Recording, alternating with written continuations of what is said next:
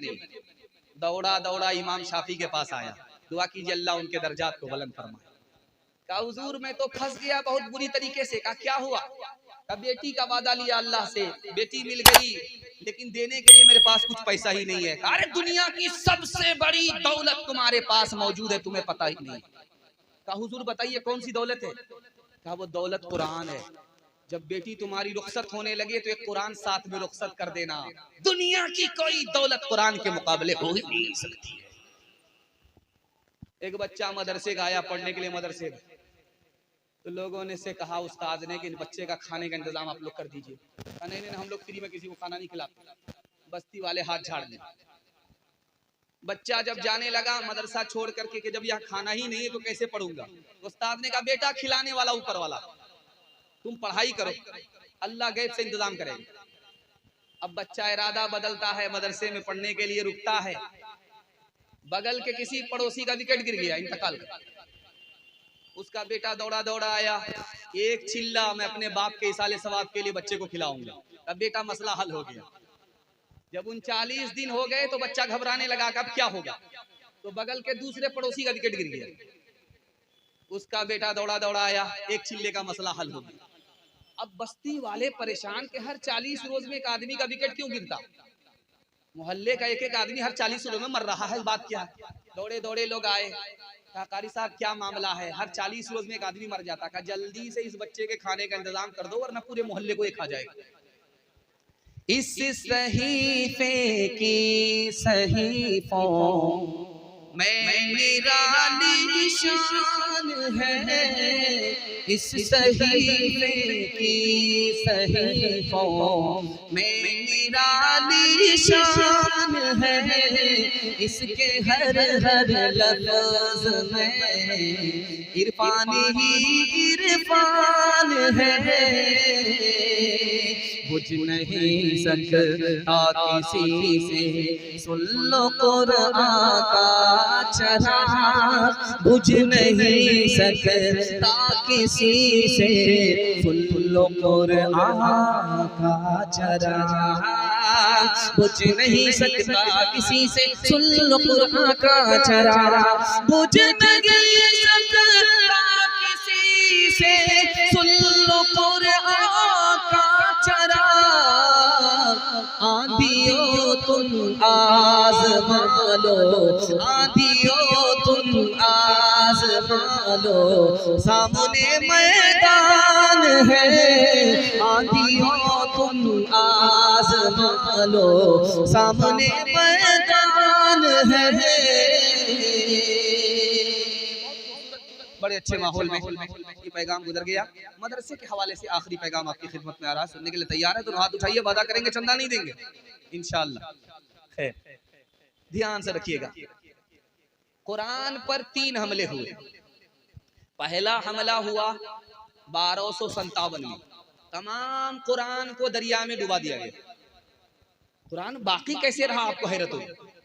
दूसरा हमला हुआ 1857 में, तमाम के तमाम कुरान को जला दिया गया। कुरान बाकी कैसे रहा। और तीसरा हमला हुआ 1937 में, कुरान पढ़ने वाले को फांसी पर चढ़ा दिया जाता था। ये कुरान बाकी कैसे रहा आपको सुनकर हैरत होगी। मदरसे के छोटे छोटे बच्चे दर्जी की दुकान पर जाते थे, सिलाई के बहाने से कुरान याद करते थे। कुरान जला दिया गया, डुबा दिया गया। कुरान के पढ़ने वाले को फांसी की सजा सुना दी गई। इन्हीं छोटे छोटे बच्चों ने कुरान को बचा लिया, सीने में महफूज कर लिया। ये जो मदरसा है जो खड़ा है आपके ग्राउंड में, आप जलसा सुन रहे हैं, इसका 4 एहसान है, कभी भूलना नहीं है, याद रखना। पहला एहसान इसका ये है कि ये मदरसा नहीं होता तो इस्लाम यहाँ से खत्म हो जाता, बाकी नहीं रहता। ये मदरसे ही का एहसान है। ये मदरसा नहीं होता तो सर पर टोपी और दाढ़ी नजर नहीं आती, जानवर से भी हम बदतर होते। ये मदरसे की तालीमी का असर है कि दाढ़ी भी है, टोपी भी है, हम इंसान है, मुसलमान। ये मदरसा अगर नहीं होता तो बच्चे को माँ मिलती, बाप नहीं मिलता। ये मदरसे ही के लोग निकाह पढ़ाते हैं तो बच्चे को बाप भी मिलता है, माँ भी मिलती है। और सबसे बड़ी बात जो आपसे कहने के लिए जा रहा हूँ, ये अगर मदरसा नहीं होता तो गरीब के बच्चे को फ्री में तालीम नहीं मिलती।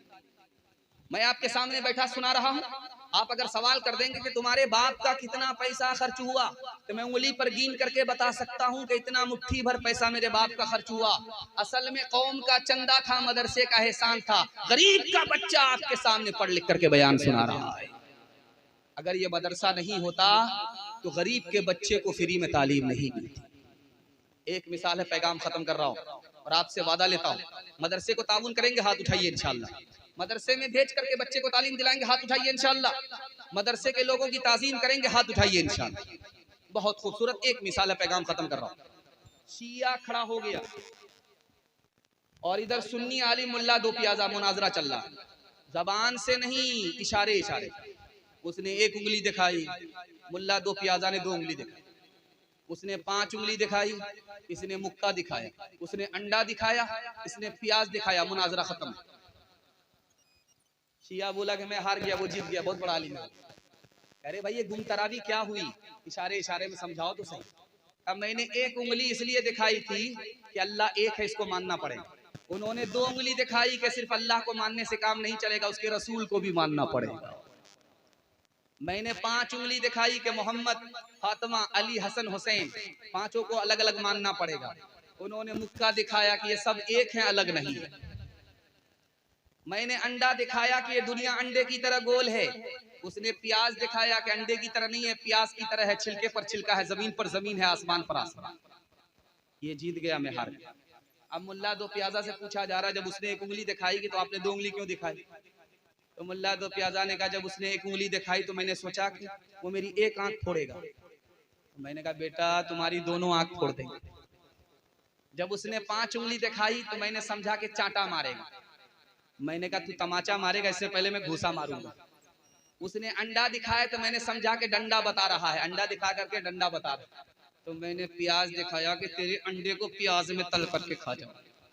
हर दम बरस रहे हैं अनवार मदरसों में, आकर तो कोई देखे एक बार मदरसों में।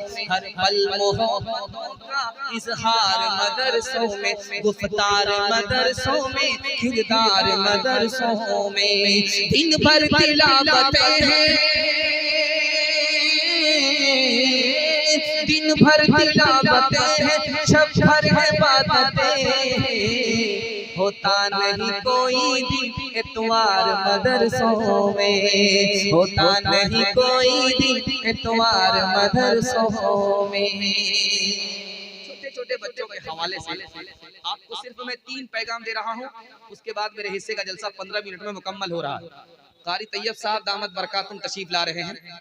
बच्चों का पैगाम दूंगा, जवान को पैगाम दूंगा, माँ बहन जो बड़ी तादाद में बैठी हुई हैं उनको पैगाम दूंगा। मेरे हिस्से का जलसा मुकम्मल हो जाएगा 15 मिनट में। सुनने के लिए तैयार है? दोनों हाथ उठा दीजिए इंशाअल्लाह। एक बात याद रखिए, ध्यान से इसको सुनिए। मेरी उम्र नहीं है, मेरी दाढ़ी कच्ची है, मेरे पास तजर्बा नहीं, लेकिन किताब में लिखा हुआ है, उसको मैं आप लोगों से नकल कर रहा हूँ आपके बच्चे के हवाले से। आप अपने बच्चे को जितना भी अच्छा खाना खिलाइए, बच्चा भूल जाएगा, कोई एहसान याद नहीं। थोड़ा सा बड़ा होने दीजिए, आपका एहसान भूल जाएगा। आप जितना भी अच्छा कपड़ा पहनाइए अपने बच्चे को, वो एहसान भूल जाएगा, बड़ा होने दीजिए। जितना भी बड़ा मकान बना दीजिए उसके लिए, वो अपने दौर में उस मकान को बदसूरत समझेगा, खातिर में नहीं लेगा, तोड़ फोड़ करके हटा देगा, अलग से अपना मकान बनाएगा। आपके एहसान को याद नहीं रखेगा।